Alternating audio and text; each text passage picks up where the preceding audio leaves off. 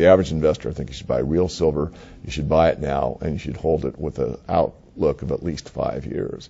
But I think it's the one investment that's probably not only the best investment, but it's probably the best overall investment from the standpoint is you're buying real money, you're buying something historically known, you're buying something that's negotiable worldwide, and you're buying something that is in high demand in all kinds of aspects on a worldwide basis, and it's not going away. Silver has been so cheap for so long that everyone expects that's the way it normally is. It's not. This part of time and space is an aberration in the history of precious metals, particularly silver. Silver is selling so cheap in comparison to gold, which is so cheap in comparison to the economic imbalances, that it is staggering to the imagination.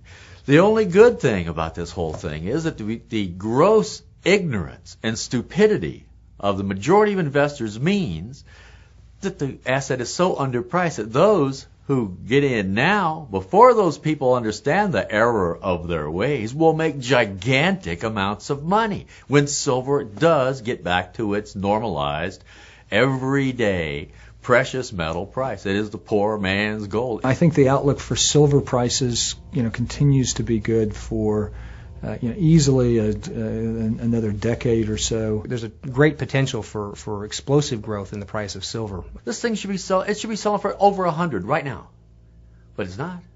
What a bargain! And what we're looking at right now is we are looking at all of these catalysts converging simultaneously in the silver market that could propel the price of this metal to heights that we can only begin to imagine. Well, I'm asked this question a lot.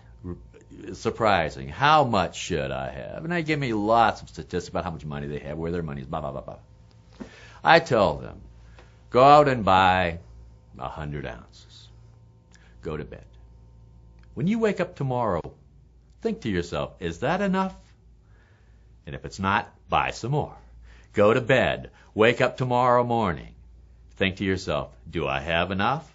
If the answer is no, buy some more. There will be one morning when you wake up and you will ask yourself that question and you will say, yes, I have enough.